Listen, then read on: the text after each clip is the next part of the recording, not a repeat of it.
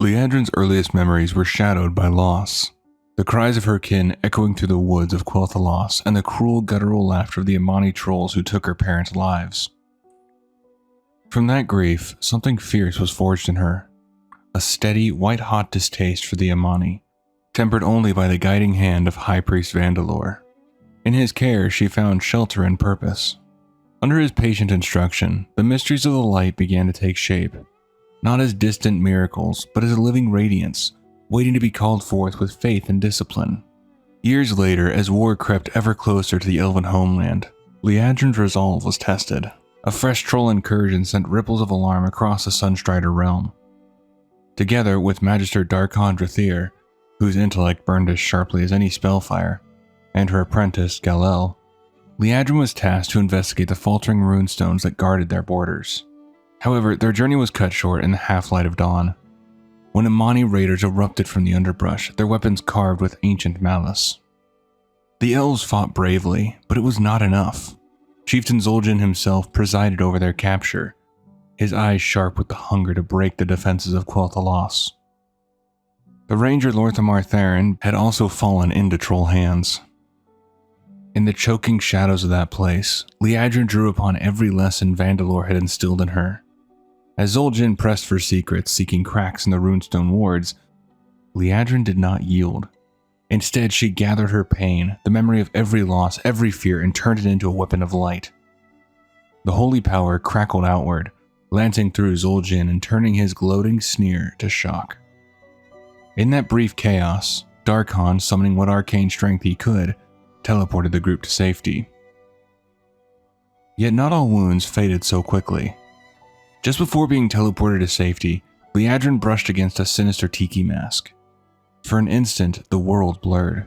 Her mind was dragged through 3 visions, each one more chilling than the last. She saw Darkhan as a corpse, shambled and unseeing. Galel twisted and broken, his form no longer his own. And Lor'themar caught in an inferno, writhing in agony. These were no idle nightmares. In time, each vision would carve itself into reality, proof that some shadows, once glimpsed, are impossible to outrun. Sometime later, in the golden halls of Silvermoon, Liadrin moved among her kin for occasions both solemn and celebratory. She stood witness to the rise of Lor'themar Therin, first as Ranger Captain, then as Ranger Lord.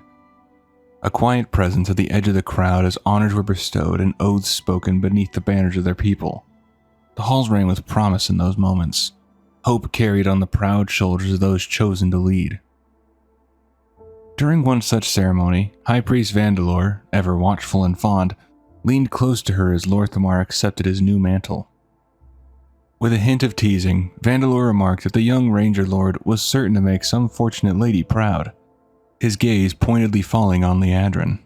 She met his suggestion with a wry smirk and a look that said more than words ever could. Her patience with such matchmaking long since worn thin. Sensing her meaning, Vandalor let the topic drop, excusing himself to join his old friend, Grand Magister Belliver. The 2 elders traded familiar banter. Belliver, never one to let a moment pass without a barb, scolded Vandalor for meddling when he himself had never sought marriage. Vandalor replied, half in jest and half in truth, that the opportunity had simply never presented itself. All the while, Liadrin listened nearby, until at last she gently reminded them not to speak of her as though she were absent from her own story. A response delivered with the grace of one accustomed to steering stubborn hearts. Even Sylvanas Windrunner, sharp and swift as she was, regarded Liadrin with a measure of care, though the priestess's soft-spoken ways could, on occasion, test the patience of the formidable Ranger General. Yet between them, there was a current of mutual respect, the unspoken understanding that, in Silvermoon, strength wore many faces. When the tide of the Orcish War had finally ebbed from Quel'Thalas, its forests and rivers were left smoldering but not erased. The Amani trolls lingered like a shadow unwilling to fade. Their ancient hunger for the elven homeland was undimmed, and in the uneasy hush after the siege, their warriors haunted the borderlands, striking where hope began to return. High King Anasterian Sunstrider, unwilling to leave an old wound untended, resolved to end the Amani threat at last. He called upon the strength of his people, Not only the Farstriders and sword-bearing kin, but magi and priests, their spells and prayers braided into the bladework of war. Among those chosen for this vengeance rode Liadrin, assigned to the company of Haldoran Brightwing, whose keen eyes missed little beneath the ashen boughs. It was in a scarred and burned glade where red dragonfire still smoldered to the earth that Liadrin and Haldoran stumbled upon their enemy's heart, Zul'jin himself, chieftain of the Amani, surrounded by the broken bodies of those who had fallen to his wrath. The battle that followed was fierce and desperate, but the elven blades held true, and when the smoke cleared, Zul'jin was their captive at last. The elves, bitter from years of blood and grief, set upon the troll chieftain with a vengeance that cut deeper than steel. Their interrogations became a cruel ritual, driven by wounds old and fresh. Even Liadrin, who had lost so much to Amani raids, found herself unsettled by the harshness of the reprisal. She urged Haldoran to let mercy end what vengeance could not heal, to end Zul'jin's suffering and close the chapter for good. But fate intervened before any decision could be made. A fresh wave of Amani warriors swept into the ruined glade, their fury kindled by the sight of their captured chieftain. In the chaos, Haldoran fell wounded, and the trolls reclaimed Zul'jin, vanishing into the wilds with their leader, leaving behind only scorched earth and the bitter taste of a justice denied. As the years drifted by, Liadrin grew from apprentice to high priestess, watching her own pupil rise to stand proudly at her side, a testament to hope persisting beyond sorrow. In those days, rumors of a strange plague festered in Lordaeron, but such shadows seemed distant from the sunlit spires of Quel'Thalas. The Elven Kingdom thrived, its people enjoying a rare span of peace and prosperity, sheltered by caution and a growing reluctance to entwine their fate with the turbulent realms of man. Liadrin, reflecting on the quiet wisdom of distance, found herself grateful for the boundaries her people had drawn. Yet peace is usually borrowed, and the cost comes due eventually. Whispers of unease seeped through Silvermoon as King Anasterion, his health failing, became haunted by troubling reports brought to him in hushed voices by his advisors. Liadrin could sense his concern growing heavier, a shadow crossing even the brightest halls. It was not long before the reason revealed itself. The dead had begun to march. The scourge swept across Lordaeron, led by the prince-turned-traitor Arthas Menethil, whose blade had silenced a kingdom and now hungered for the Sunwell's light. When the undead army pressed into Quel'Thalas, Liadrin found herself within Silvermoon's walls as a tide of terror rolled over the land. She watched, disbelieving, as phalanxes of the dead moved with terrible purpose through ancient woods that had never known such blasphemy. Arthas came to Silvermoon's gate, his demand echoing like a curse. Open the city and accept the gift of eternal servitude, or see every beloved soul put to the sword. Yet with Anasterion's will and the Sunwell's radiance, the elves stood unmoving for the monster in front of them. The gates remained shut, defiance burning in every heart, even as Arthas began his siege, prepared for blood and ruin. The horror struck close when the broken form of Sylvanas Windrunner, once their indomitable ranger general, was paraded before the city, a ghostly mockery, her spirit twisted by those she once hunted. The sight filled Liadrin with dread for what further atrocities might come. As the assault battered Silvermoon, Liadrin turned her fear into purpose, tending to the wounded amid chaos and falling stone. Faith wavered as the light was drowned out by screams and shadow, but she pressed on, barely saving Grand Magister Belliver as he marshaled a desperate defense in Sylvanas' absence.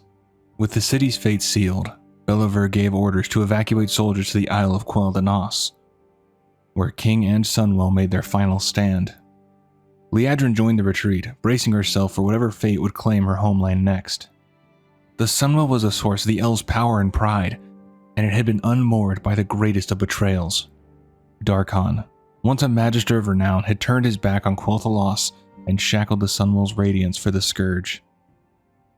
In the thick of war's confusion, Liadrin could not quiet her dread. How would Arthas bridge the ocean and press the assault deeper still? Her answer came with a chill that split the dawn. The Death Knight summoned a path of frost across the waves, ushering the dead onward. It was here that Liadrin was reunited with Vandalor, her mentor and adopted father. as the final defense gathered for the reckoning to come. The battle for the Sunwell raged with unrelenting fury. Side by side, Liadrin and Vandalore poured their light into Grand Magister Belivar's wounds, struggling to hold back the darkness. Yet even their combined prayers could not shield him from Arthas's relentless onslaught. The Grand Magister was struck down, torn from the fight, his body left broken among the fallen. Vandalore, heedless of Liadrin's desperate pleas, rushed once more to Belivar's side. Meanwhile, Liadrin was forced to witness the last desperate stand between Anasterian Sunstrider and the Scourge's champion. When the king fell, the sun itself seemed to dim. Liadrin found her father just as a monstrous abomination struck him down. Grief surged as she rushed to help, but before death could claim her as well, Belivar summoned his last breath of magic to whisk her away from the ruin despite being wounded beyond hope, saving her life with a final spell. Safe but shattered, Liadrin was far from the Sunwell when it was defiled, Kel'Thuzad's resurrection staining its waters and legacy both. Arthas, his work complete, cast Darkon aside and left Quel'Thalas in ashes. The loss was more than ruin and death. Throughout the siege, Liadrin's prayers for the light faltered, her connection strained to breaking. Even as she clung to memory and faith, desperate to call forth power from within. When she needed it most, the light did not answer, leaving her bereft and hollow as the invasion's last echoes faded. Racked with guilt and unable to besiege the light, Liadrin returned to the battered survivors of Silvermoon, reporting that Amani forces now threatened to seize the ruined well. Following the assault, Prince Kael'thas returned to his homeland's ruin, prepared for a final, terrible assault to destroy what darkness remained. When Liadrin volunteered to stand with him, it was not as priestess, but as a warrior. She asked Lor'themar for a weapon and for training, casting aside vestments for steel. With Kael'thas and a handful of survivors, many destined to become the first of the Blood Knights, Liadrin marched on Quel'Thalas. There, amid the horror and fury, she faced her old mentor and father once more, risen by the Scourge as a twisted mockery. With sorrow and resolve, she laid him to rest. As the prince and his magi shattered the corrupted Sunwell, the company fell back, the land's light extinguished, but its soul not yet broken. In the aftermath, Kael'thas gave new purpose to the scattered High Elves, proclaiming them reborn as the Sin'dorei, the Blood Elves, in memory of all they had lost. In this shattered dawn, Liadrin would find a new path, her faith forever changed, yet her resolve sharpened by tragedy. And amid the city's ruins, she became a quiet anchor and friend to Illyria's son, Eretor, offering hope where so much had been consumed by shadow. 5 years had passed since the black tide of the Scourge swept over Quel'Thalas. Yet the weight of that day clung to Liadrin like ash that would not wash away. Each morning in the Ghostlands, she awoke to the bitter taste of guilt, the memory of her failure to shield her homeland, the loss of her brethren and the mentors who had shaped her, and the quiet shame that she herself had survived when so many had not. The shattering of the Sunwell had left a hunger gnawing at her soul, a void only faintly quieted by the arcane relics she gathered from whatever sources she could find. Her sanctuary was a crumbling manor house, its grandeur long since given over to ruin. Now it was just a lonely area on the haunted edge of the world. Liadrin made her living with steel instead of prayer now. The gentle trappings of priesthood had been set aside for armor and sword. She had helped reclaim the golden boughs of Eversong, but when others turned to the slow work of rebuilding, Liadrin could not rest, not while the Scourge still prowled the southern Ghostlands, and the traitor Darkon Drathir remained at large. Driven by grief and burning fury, she hunted the undead with relentless purpose, every blow a quiet promise to the fallen. Vandalore, Belivar, and all the others whose blood had stained the stones of Quel'Thalas. Arthas was beyond her reach, but Darkon was a wound left festering, one she was determined to close. Through it all, she found herself supplied with arcane objects from a benefactor who kept to the shadows. She suspected the hand behind these gifts, but did not speak the name aloud. Some truths were best left unchased for a while longer.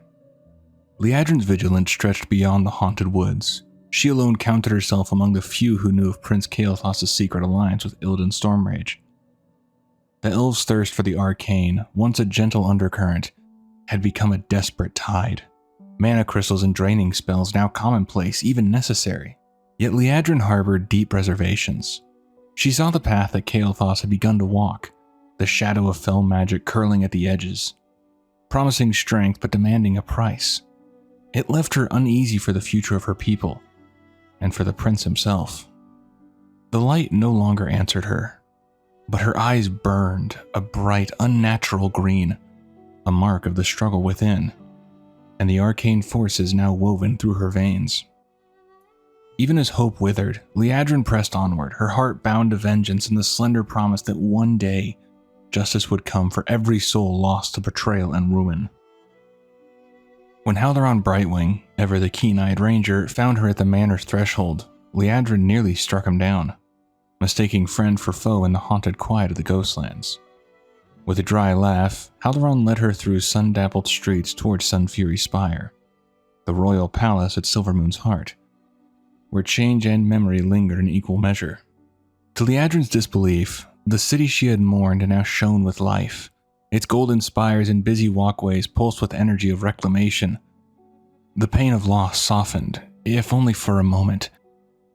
There, within vaulted halls, she found Lorthamar Theron once more, ranger, regent, and kin bound by shared wounds. Yet before old friends could truly speak, Grand Magister Romoth arrived, carrying the weight of a new purpose. Romoth, heir to Belivar's legacy, brought a proposition that would shape the course of their people. Prince Kael'thas, now far from Quel'Thalas, had sent a subdued Naru, Muru, back across the sea, a vessel of light to be drawn upon for magic.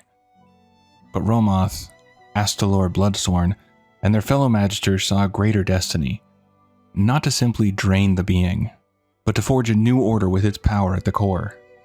He spoke to Liadrin of the life she had led, priestess and warrior both, forever pulled between gentleness and wrath. Placing a blood-tempered ranseur in her hands, a weapon born of sacrifice and resolve, Romoth offered her a third path, one that would never see her abandoned by the light, nor separated from her strength. Guided to the chamber where Muru pulsed, contained yet undimmed, Liadrin stood at the threshold of something wholly new. With Romoth and Astalor at her side, she reached out to the Naru, forging a connection with the being's holy essence. As light coursed through her veins, Liadrin found no warmth or love in its embrace, only raw and inexorable power, a force to be mastered, if she could bear its burden. Accepting the challenge, she allowed Muru's radiance to suffuse her, becoming the first of the Blood Knights. In that moment, a new era for the elves was born, one forged from pain, courage, and the promise of never again being left powerless beneath a pitiless sky. As Blood Knight matriarch, Liadrin bore a mantle both proud and heavy, shaping her new order in the fires of purpose and controversy alike. The streets of Silvermoon shimmered with their old beauty, but many eyes turned cold at the sight of the crimson-clad knights. Their means to wield the light by drawing power from a captive Naru sparked whispers and disdain among kin who still clung to the memory of gentler days. Yet as Liadrin watched her knights train, a complex pride tempered her thoughts. She could not help but reflect on her own long devotion to the light, once a servant, now a master of its power and free of its judgment.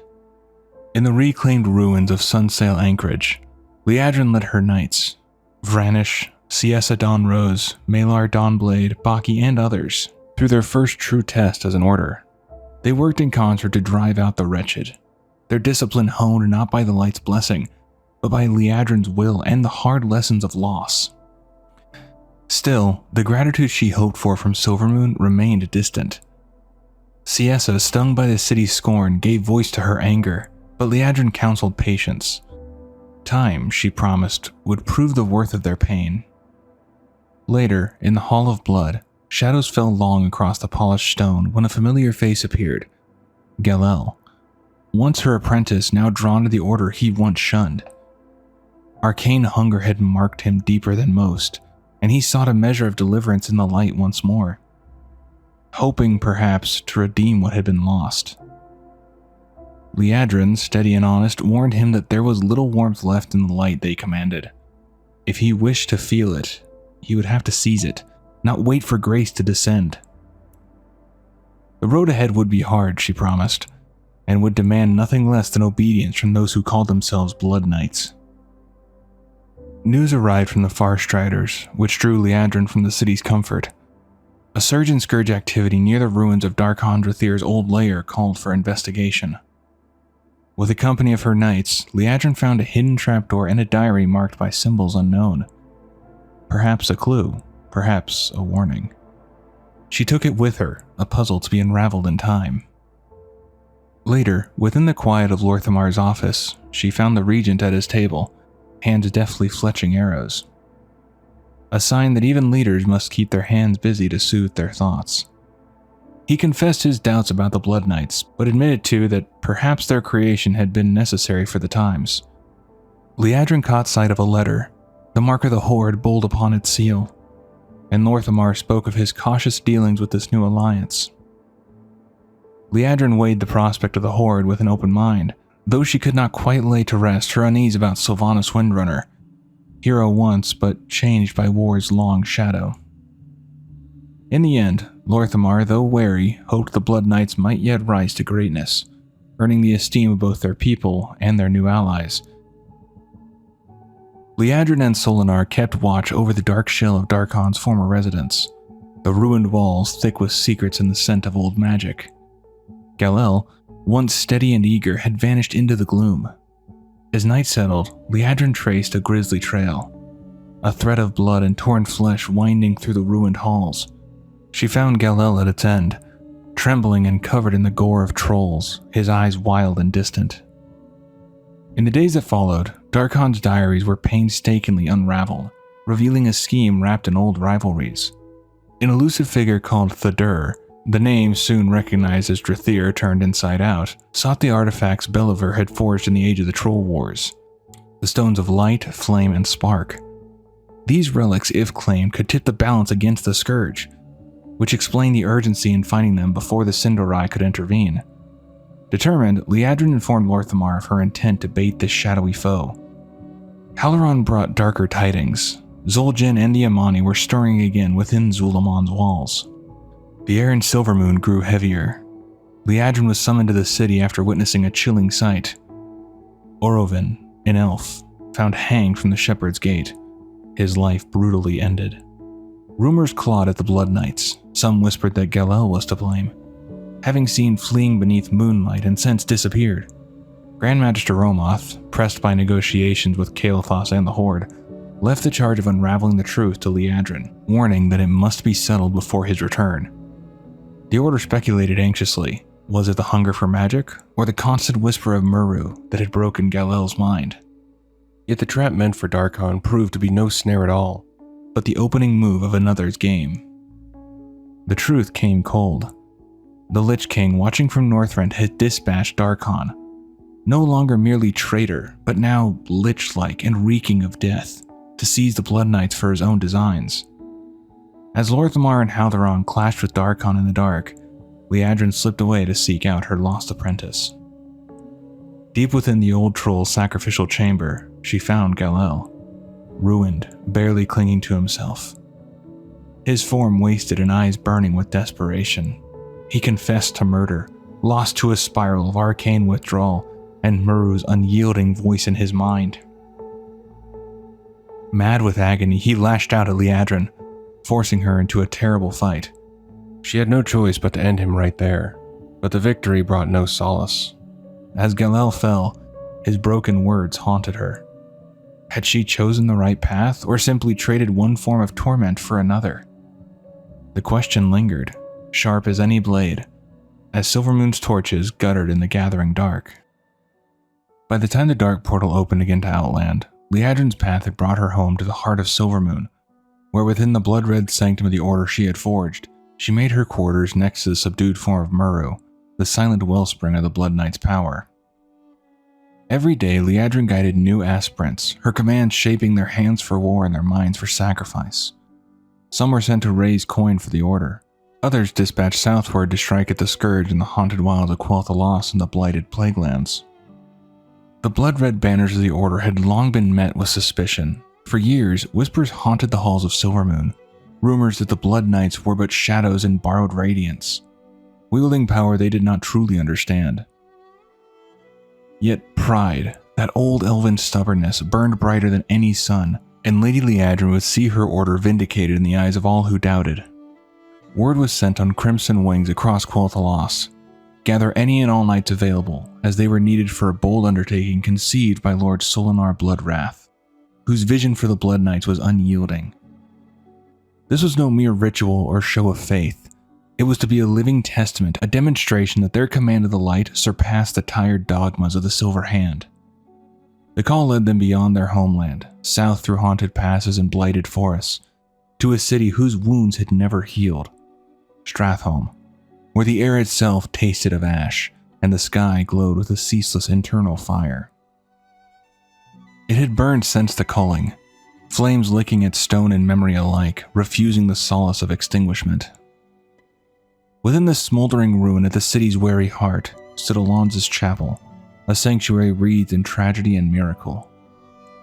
Inside waited Arius, a paladin bound by cruel necessity. He could not step beyond the chapel's doors, for the light's flame held his curse at bay. If he crossed the threshold, he would fall into undeath, transformed forever into a death knight. The sacred fire, eternal, unyielding, kept the darkness at bay and his soul intact. It was here, in this crucible of faith and sorrow, that the Blood Knights arrived with their hard-won materials. Solinar's concoction shimmered with forbidden promise, its purpose simple and audacious: to unmake the eternal flame, to cast aside the protection of tradition, and in its place assert a new supremacy. If they succeeded, the message would echo beyond Stratholme's broken walls. The Blood Knights did not merely channel the light, they commanded it. Their power, born of sacrifice and defiance, was not only real, but greater than any who clung to the old ways dared imagine. So they set about their task, shadows flickering against stone as fire met faith. The concoction brewed by Solinar glimmered in the dim light, a symbol of their defiance and ambition. With careful hands and unwavering resolve, the Blood Knights approached the altar at the heart of Alon's chapel. They worked in silence, pouring the mixture upon the sacred flame, watching as its golden glow flickered, sputtering, and at last died. In that instant, the old sanctuary lost its shield, and the light's ancient ward unraveled, leaving only silence and the acrid scent of extinguished hope. Arius, bound so long to the chapel's embrace, stood powerless. The magic that had kept his curse at bay faded with the dying flame. The Blood Knights drew their blades and struck him down. In his fall, the air grew colder, as if the city itself recoiled from what had been done. As Arius' lifeblood darkened the stones, 5 spectral figures took shape, paladins of an age gone by, summoned in wrath and sorrow. Their armor shone with ghostly radiance, their voices thundered like distant bells as they demanded justice for the desecration of their sacred ground. But the Blood Knights stood resolute, each specter charged with righteous fury, seeking to drive back those who defied the old order. Steel met spirit, light clashed against light's own inheritors. The struggle raged beneath the ruined vaults, ancient vows clashing with the will of the living. One by one, the spectral paladins faltered. The Blood Knights pressed forward, their conviction unbroken, their unity unshaken. With each victory, their own bond to the light seemed to flare brighter, not dimmer, as if the power they wielded grew fiercer for every challenge faced and overcome. At last, silence returned to the chapel. The ghosts faded, defeated, not merely by force of arms, but by the unwavering resolve of those who had come to prove themselves. The Blood Knights gathered what they needed, bearing no trophies, only the memory of firelight and the knowledge of a trial survived. They left Stratholme as champions of a new path, bearing word and witness that their order's command of the light was not a borrowed miracle, but a birthright forged in the crucible of defiance and triumph. Following their display of power over the light, the Order's growing influence was dealt a grievous blow when word spread of Prince Kael'thas' betrayal. His soul bartered to the Burning Legion, his hand the one to steal Muru from Silvermoon's heart. Liadrin saw the treachery with her own eyes, her faith and fury mingling as her order stood suddenly powerless, its source of light ripped away. Desperation drove her from Silvermoon's gilded towers to the shining city of Shatroth, where the Naru Adal waited. In the calm radiance of that place, Liadrin laid bare her doubts and her longing for hope. Adal spoke of Muru's purpose, how the Naru had long foreseen his fate, suffering the elves' arrogance so that it might lead to redemption. Even Prophet Velen had glimpsed the tapestry of fate that Meru's sacrifice would weave. This revelation changed something in Liadrin. The light was no longer a thing to be seized by force, but a gift to be honored, even when hard won and dearly paid. With her faith transformed, Liadrin renounced her allegiance to House Sunstrider and took up arms alongside the Shattered Sun offensive. On the blood-soaked stones of Quel'Danas, she resolved to see Kael'thas's madness ended and her homeland's hope rekindled. In her absence, Lord Solinar Bloodwrath assumed command of the training halls, forging new masters from the next generation of knights. Grand Magister Romoth took up the Order's cause at Sunfury Spire, wielding politics where Liadrin once wielded presence. But everywhere her name was whispered, a promise lingered in the shadows. One last dawn for Silvermoon, if only her people could endure the darkness before it. Upon the scarred stones of Quel'Danas, the fate of the Sin'dorei hung in the balance. Kael'thas Sunstrider drew upon the stolen radiance of Meru, the living light of Andvina Teague, and the torrents of wild arcane force harvested from the Mana Forges. With these, he twisted the Sunwell itself into a monstrous gateway, summoning forth Kil'jaeden the Deceiver, Lord of the Burning Legion, intent on damning all of Quel'Thalas for his ambition. The Isle trembled as the Shattered Sun offensive met the Betrayer's forces in battle. At their vanguard, Liadrin moved with unwavering resolve, wielding the lessons of pain and hope alike. She and her allies threw themselves against Kael'thas' spellwork, unraveling his schemes just long enough for the champions of both Horde and Alliance to turn the tide. When the dust of battle settled, Kael'thas lay defeated in the depths of the Magister's Terrace, Meru's light snuffed, and Kil'jaeden himself banished by mortal hands. With the storm's power diminished, Liadrin stood beside Prophet Velen before the Sunwell, now corrupted and seething with shadow. Regret gnawed at her heart. She mourned for Meru, the arrogance that had led their people to chain the light, and for the wound their actions had carved into the soul of Quel'Thalas. Yet Velen saw hope where despair threatened to take root. Drawing forth the unblemished heart of the fallen Naru, he channeled its pure brilliance into the corrupted well. The light answered, meeting arcane power in a surge of grace. In that moment, the Sunwell was reborn. A radiant source of both magic and holy energy, its illumination washing over forest and spire, promising renewal to all who beheld it. The change brought out by the Sunwell's cleansing rippled through the hearts of the Sin'dorei. For Liadrin and her Blood Knights, the lesson was profound. No longer did they seek to force the light to their will. Instead, they returned to the old ways, embracing its warmth as something freely given and dearly treasured. The road ahead remained steep. Yet with the Sunwell blazing anew and her faith restored, Liadrin dedicated herself to a new purpose, breaking the chains of magical hunger that bound her people and guided the Blood Elves toward the greatness they had lost, toward a dawn no longer marred by the shadows of their past. When the time came to heal the legendary blade Quel'Dalar, chosen adventurers are granted rare passage into the sacred heart of Quel'Thalas. Haldoran Brightwing himself saw them through the guarded threshold and beyond the shimmering wards of the Sunwell Plateau. A hush settled, deep and reverent, broken only by the quiet steps of pilgrims gathered beneath the renewed well. There, among the golden banners and crystalline light, Lady Liadrin stood before a circle of Blood Elf faithful. Her words carried the weight of one who had wandered through darkness and found her way back to dawn. She spoke not of past glories, but of the battles yet to come, the trials still facing the Sin'dorei as they rebuilt their place in a world forever changed. Yet in her voice was hope, bright and unshaken, shaped by the sight of the Sunwell burning anew with holy radiance. No longer a figure hardened by loss, Liadrin guided those who would walk the Paladin's path, teaching them to reach for the light with open hands and hearts. Her lessons rang clear within the Sunwell's glow. True strength came not from bending the light to one's will, but from letting its grace flow through them, mending what the long years of war had torn apart. In the sanctum's glow, a new generation listened, ready to step forward, led by a matriarch who had learned hope again. When the drums of war sounded upon distant Draenor, Liadrin rode at the vanguard, her banner unfurled next to heroes of both Horde and Alliance. With Thrall, Khadgar, and a company forged from old rivals and new allies, she passed beneath the altar dark portal, stepping into a land twisted by time and scarred by iron. The jungle of Tanaan erupted in chaos, the Iron Horde's cruelty painted in ash and blood. Liadrin's heart recoiled at the savagery of their war engines, the relentless pursuit of conquest at any cost. Yet she did not falter. Through smoke and shadow, she cut a path for wounded frostwolves and battered Draenei, wielding both blade and light to shield those who fled the slaughter.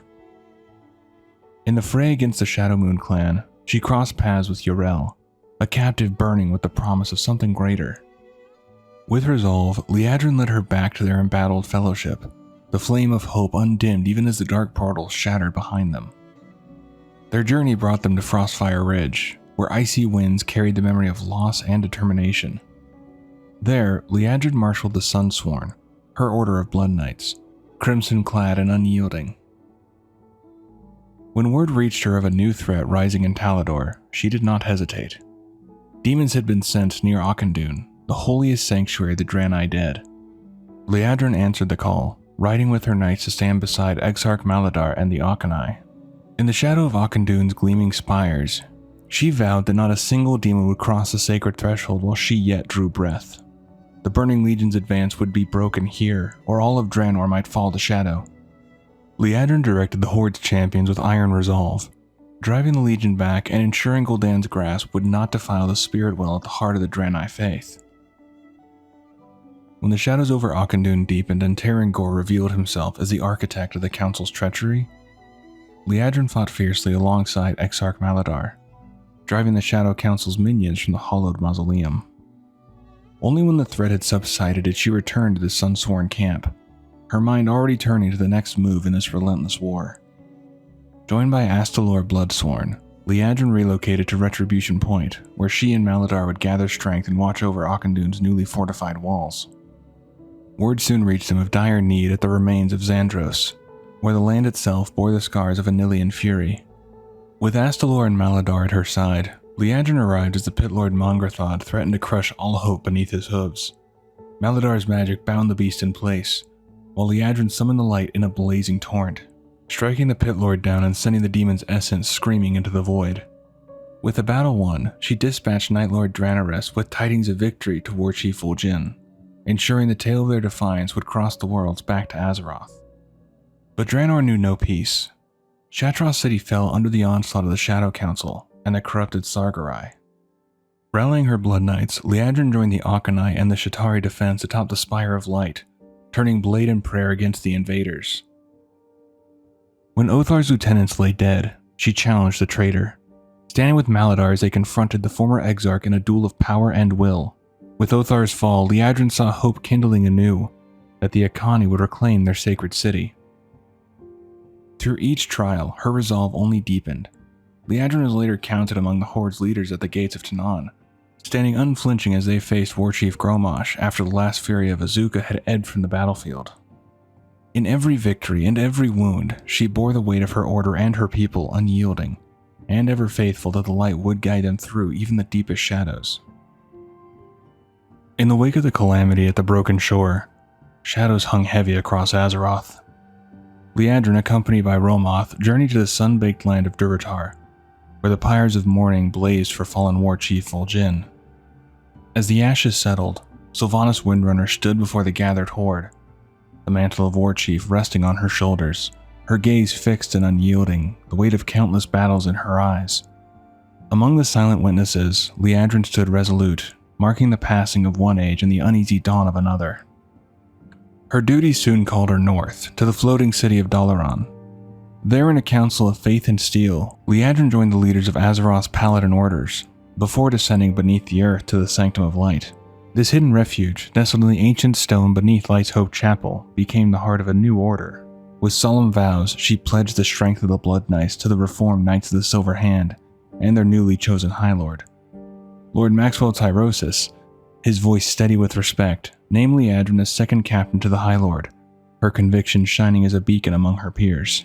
But darkness is never far. When the Death Knights of the Ebon Blade struck, their blades cold with the chill of undeath, Liadrin and her order stood as the final bulwark between Tyrion Fordring's tomb. She faced the Death Lord of the Ebon Blade in bitter combat beneath the Sanctum's vaulted stones. Overcome, she fell, yet even in defeat her faith did not yield. As the Ebon Blade began their foul rite, seeking to drag Tyrion's soul from the light, The holy power of the sanctum lashed out. Darian Mograin's mortal form shattered by the force of that divine retribution. Liadrin's words rang out, sharp with scorn. The Ebon Blade were fools to seek dominion in ground so hallowed, for not even the Lich King himself held sway here. Broken, the Death Lord and their horsemen fled through a hastily conjured death gate, leaving with only Darian's body. In the trials that followed, Liadrin fought at the High Lord's side. If the Champion of the Light was a paladin, she joined them at the battle for the Exodar, standing with Maxwell Tyrosus against the encroaching shadow. There, among shattered crystals and the Song of Ancient Light, she was briefly reunited with Prophet Velen, whose approval shone clear, pleased to see how far Liadrin had come since the Sunwell's cleansing. The streets of Suramar trembled beneath the banners of rebellion, and at their head strode Lady Liadrin and her Blood Knights, flanked by Romoth and his circle of magisters. They had come at the behest of the Nightfallen, the city's exiled children, to tip the balance against the Legion's cruel puppeteers. In the shadowed corridors and ancient courtyards, Liadrin saw echoes of Quel'Thalas, her people's own long struggle with addiction and the wounds of betrayal. Of all the champions gathered, she believed the Sin'dorei understood the Nightfallen's suffering most keenly. Determined to stoke hope in the hearts of a wary populace, Liadrin ordered bulletins and posters set upon the marble columns and winding stairways of Suramar. The Horde's arrival was no secret. She wished every Nightborn to see and to remember that salvation could be won even after the darkest fall. She found common cause with Tyrande Whisperwind, the Kaldorei general, whose own sentinels had answered the call to war. Together, their forces slipped through the veiled avenues, gathering knowledge and steel for the coming assault. Yet unity did not come without friction. Among the Alliance camp, Liadrin's gaze turned sharp. She would not allow Varisa Windrunner to shield the Coalition's flank, wary of vengeance clouding the Ranger's judgment. Nor did she believe Tyrande's sentinels suited to the direct fury of the city's main engagement. The shadows were their home, not the blood-soaked thoroughfares ahead. In the War Council, Liadrin stood unyielding, insisting that only the Blood Knights possessed the resolve and readiness to bear the true weight of this conflict. As night deepened over Suramar, it was her order that would lead the charge, their resolve burning as fierce as the banners unfurling above the city's gilded rooftops. As war drew near, Liadrin and Romoth answered the summons to council, meeting beneath the banners of rebellion with Archmage Khadgar and First Arcanist Tharisra at the heart of the Nightfallen camp. Liadrin spoke plainly to Tharisra, her words heavy with memory. The plight of the Shal'dorei echoed the trials of the Sin'dorei, and in that reflection she pledged her knights to the cleansing of Suramar streets, vowing that no trace of the Legion would remain when dawn broke over the spires. On the eve of battle, old rivalries simmered in the firelight. Even Liadrin and Tyrande found themselves forced to admit, a touch of shame softening their voice, that their kin had begun to trade jests and barbs, insults growing sharper as anxiety brewed. Fearing that pride might tip to violence, they sent trusted adventurers to scour both camps for offending items, hoping to still tempers before steel or spells were drawn in anger. When the moon reached its zenith, the allied elves rallied beneath the walls of Suramar. Side by side, Liadrin and her Blood Elves marched with Tharisra and the Shal'dorei, while Tyrande's forces and the Quel'Dorei lent their own blades to the cause. The host broke through the city's defenses, storming the causeways to the very foot of the Nighthold. But at the threshold, they were met by Grand Magistrix Elisande herself. Turning her cold gaze upon Liadrin, Elisande expressed a bitter disappointment that the Sin'dorei of all elves should stand against her, when she believed they alone might have understood the weight of her sacrifice. With a word and a sweep of her staff, Elisande unleashed her mastery of time, freezing the united elven army in a shimmering stasis. Liadrin's spirit strained against the enchantment, and only when Khadgar returned in a flash of arcane might did she and Tyrande break free. The rest of their companions, however, remained trapped upon the Nighthold steps. Statues in a lost moment, the battle wrested from their grasp. Undaunted, Liadrin took her place in the siege that followed, fighting through the chaos as Illidan Stormrage delivered Gul'dan to his end. In the aftermath, she witnessed the Nightwells fading with Tharisra and her closest advisors. As the eye of Aman'Thul's power receded, the great font of Suramar teetered on the brink of destruction. Liadrin watched as Tharisra made her choice, allowing the Nightwell to perish so her people might be free. It was a decision that stirred Liadrin's respect. She believed that in time, the Nightborn would overcome the Nightwell's call and find strength anew. When Prophet Velen called for champions to reclaim the Exodar and strike against the Legion, Liadrin answered without hesitation, rallying the Horde's might beneath her crimson banner. She led her warriors across the sea from Orgrimmar to Azurmist aboard the Sunstrider, the vessel gliding through mists and memory toward a destiny written in stars.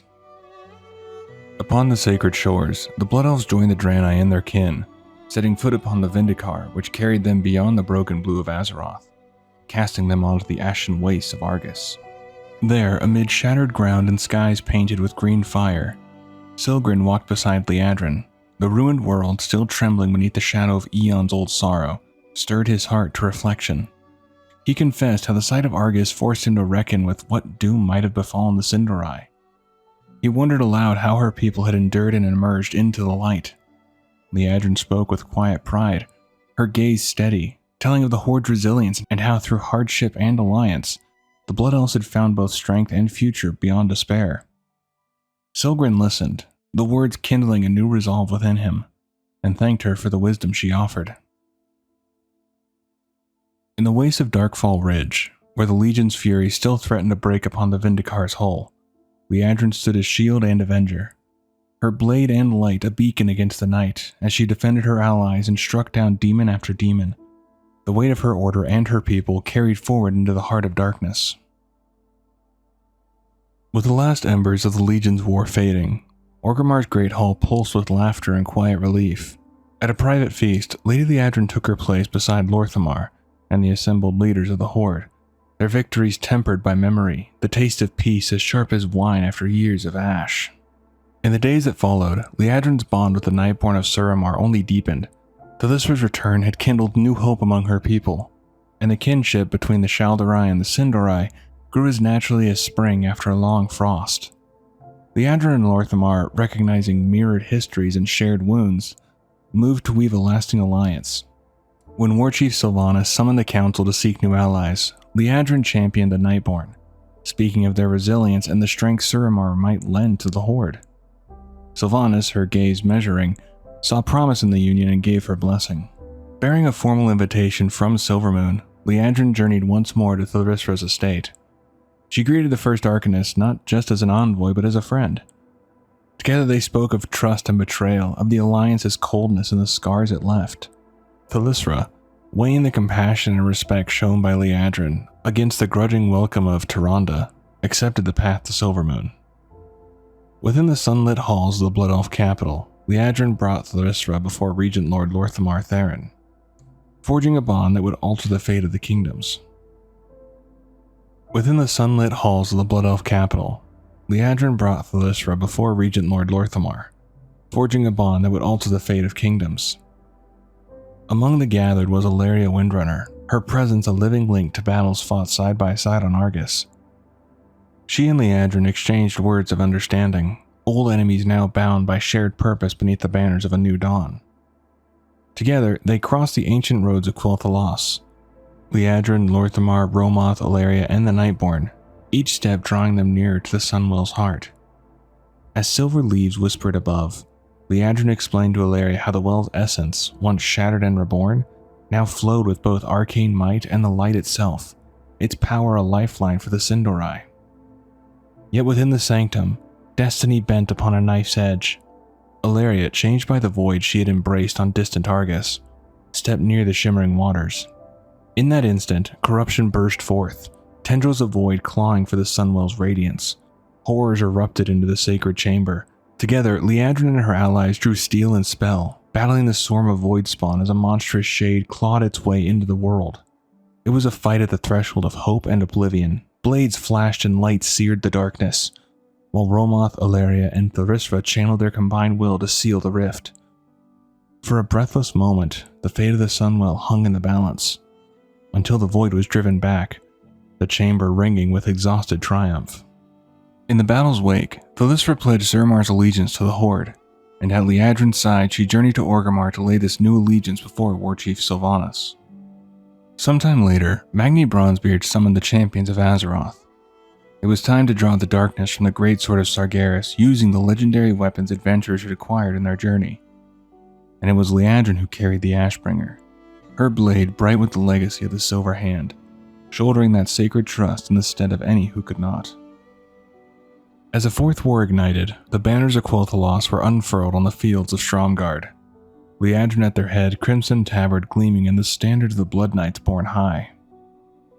She led her kin with unshakable resolve, the sins and scars of past wars etched into every command she gave.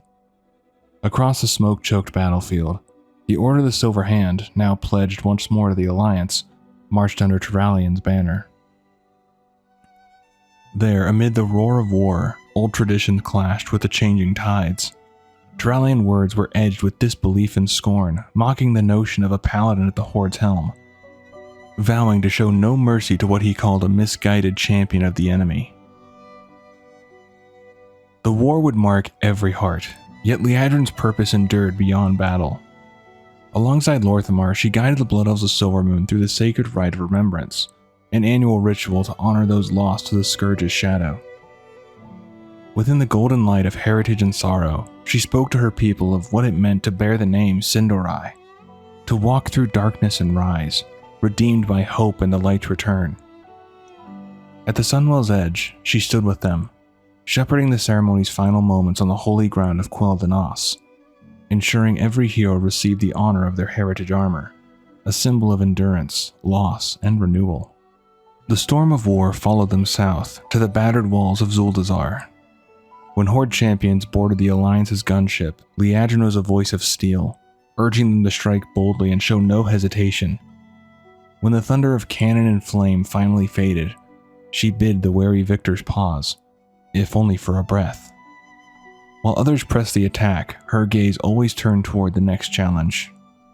When the drums of war at last fell silent at the gates of Orgrimmar, Liadrin stood among the mourners at Varrock Sourfang's funeral, the cost of peace written on every face. In the quiet aftermath, she gathered her company of Blood Knights and marched into the heart of Orgrimmar. Her orders were clear and uncompromising. Root out any taint of N'Zoth's corruption, show mercy to those who renounced Sylvanas, and safeguard the fragile unity that still bound the city together. Even in the war's shadow, Liadrin remained the unbroken blade and steady heart of her people, ever guarding the path forward beneath the crimson banners of Quel'Thalas.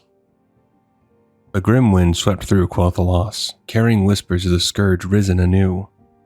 Liadrin traveled to Oribos, seeking champions among her kin, blood elves forged in hardship and light to help aid the kingdom from this old threat rising. She told of a storm brewing back in Silvermoon, an encounter with Lor'themar, Romoth, Aethys Sunreaver, and the champion. These reports are alarming, Lady Liadrin. Tranquillion is in danger of being overrun by Scourge? Their forces appear far too organized for this to be some random attack. Perhaps we should request additional aid from our Horde allies. And waste more time awaiting their arrival? No, we must address this at once. Then we must call up those still in training. We will hold the line and keep Quel'Thalas safe. I swear it. Very well. I will open the way and meet you in Tranquillion. Liadrin's own instincts echoed Romoth's. She persuaded Lor'themar to trust in their own, summoning even those still in training to the defense of their homeland. Among the eager young was Salandria, her adopted daughter and paladin in the making. Liadrin met her enthusiasm with gravity, warning that this trial would demand more from her than ever before.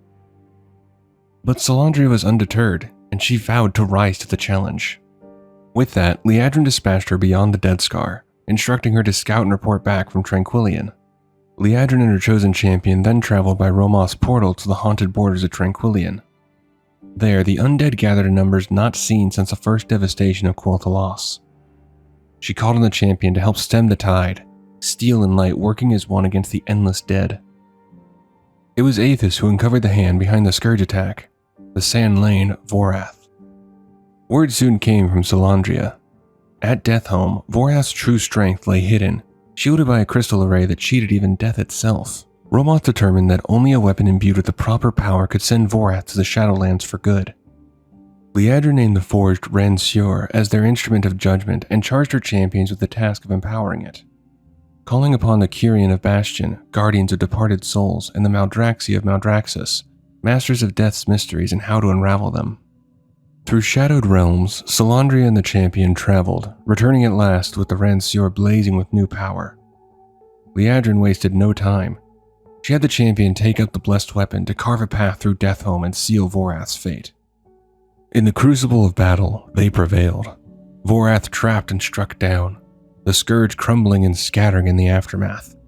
The living had reclaimed their ground, and Liadrin declared that what remnants remained would be cleansed in time. With victory claimed, Liadrin led her knights and champions back to Silvermoon, calling them to the Hall of Blood to honor their triumph. I will inform the Ebon Blade of what transpired. If the Scourge caused such problems here, I suspect matters in Northrend may be even worse. But regardless, your efforts must be lauded. When our lands were threatened, you stood strong and held the line. You have demonstrated cunning, determination, and integrity. Hallmarks of what it means to be a Blood Knight. Accept this gift as a symbol of your dedication and bravery. We will never forget that your aid was instrumental in ending this crisis. For Quel'Thalas. For Quel'Thalas. In the wake of Farok's fall, when the echoes of the primal incarnate's fury had faded into uneasy silence, Lady Liadrin journeyed to the sacred grounds of Tyr's Rest, with Malar Dawnblade at her side. The land, once scarred by battle and sorrow, now seemed to breathe with cautious hope, a promise rekindled by the return of the Titan-forged Tyr, and the forging of his new order, the Tyrsguard. Gazing upon the gathering of old heroes and new, Liadrin spoke with quiet conviction. She saw in Tyr's return a glimmer of a future where the wounds of the world might finally begin to heal. There was a rare hope, she mused, in witnessing so many disparate peoples, once divided by war and suspicion, now united beneath a single banner, their differences set aside for the sake of something greater. Yet in her heart, Liadrin could not help but weigh the promise of this new brotherhood against the failures of those that came before. Would the Tyrsguard, born from fresh resolve and ancient legacy, succeed where the storied knights of the Silver Hand had faltered? The question lingered as she watched banners rise above Tyr's Rest, the dawn glinting off polished steel in the eyes of those who dared to hope once more for Azeroth's redemption. In the aftermath of Dalaran's ruin, when hope seemed as fragile as drifting embers, Liadrin stood resolute at the head of the Horde fleet, sailing alongside Thrall toward the mist-shrouded Isle of Dorn. Their purpose was clear: to aid the shattered survivors of Dalaran and the embattled folk of Khazalgar, all now locked in grim resistance against the shadow of Xal'atath and the swarming Nerubians under Queen Ansarek's command. On the black stone shore, Liadrin and Salandria watched over the Earthen, guiding their training with the measured patience of those who had rebuilt nations from ashes. When the Nerubian tide rose to assault Hollowfall, Liadrin marched at the front of the relieving hosts. Her crimson tabard and steady voice became a beacon amid the chaos, her presence an unspoken promise that Quel'Thalas had not forgotten the ancient debt owed to Erethdor. The battle was fierce, but in the end the defenders of Hollowfall stood unbroken. Liadrin and her daughter Salandria journeyed to the ancient city of Meroldar, where they were greeted by Regal Hornfire and the whispered legend of the Sacred Flame. For Liadrin, the true wonder lay not only in the flame's holy origin, but in its arcane resonance, an echo that stirred memories of Silvermoon's own mastery over light. So different from the solemn traditions of Stormwind, Salandria saw in it the promise of new ways to heal and defend, and Liadrin felt a quiet pride, knowing the torch she carried would one day pass to hands worthy of the legacy. And that's going to do it for Liadrin's history for now, but obviously her history is going to get expanded upon at midnight, and I'm sure something crazy is going to happen since her and Lorthamar seem to be at the center of what's going on with the Sunwell. I look forward to seeing what happens there. But I did want to go over Arius. His history is kind of weird. So I feel like between BC and Cataclysm, the writers kind of forgot they used him in the Blood Elf questline for the Paladins. Because the original questline for each is fairly straightforward. In the Blood Elf version, the Blood Elf Paladin is being sent in to Stratholme to prove that their holy magic is, or their holy light usage is just as good, if not better, than everyone else's. So they want to prove their dominance. So they go into Alonda's chapel, extinguish the eternal flame, they kill Arius and the paladin spirits that try to attack, and then supposedly that's the end of him. But that's not the end of him.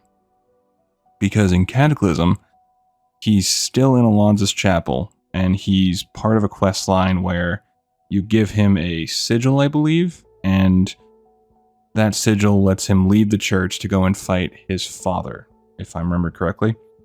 And you go there, you fight his dad with him, who is Baron Rivendare.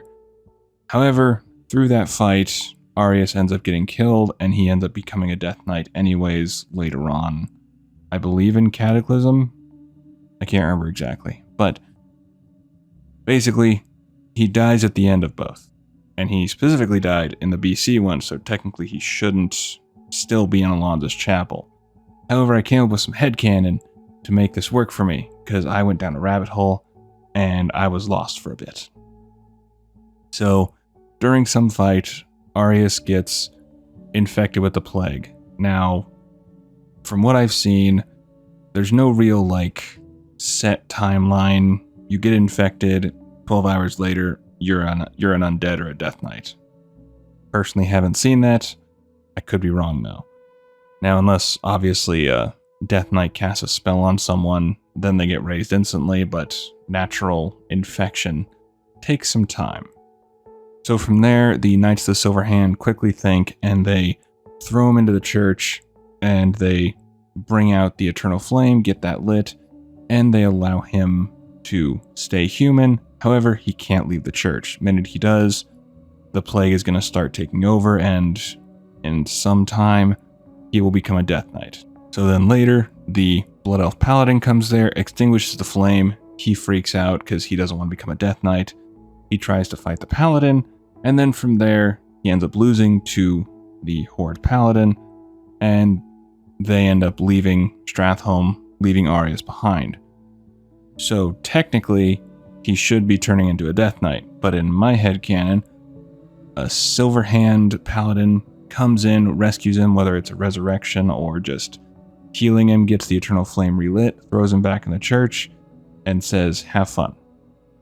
And just kind of keeps him there until Cataclysm, where adventurers find him in the church again. They give him the sigil, he comes out, he gets killed, later becomes a Death Knight anyways, but that is how I kind of explained it to myself, because I didn't see any specific instance of a paladin coming in and resurrecting him, or a mention of him dying before or whatever. So that's kind of how I saw it, and even in the notes on the wiki, it says that he died twice, so that's kind of my headcanon for how it keeps a linear flow with him. But easy just to chalk it up to a writer forgot about him and threw him in there, and then they just kind of went with it. Either way, that's going to do it for this one. Hopefully you enjoyed, and please do take care of yourself. Thanks for checking it out.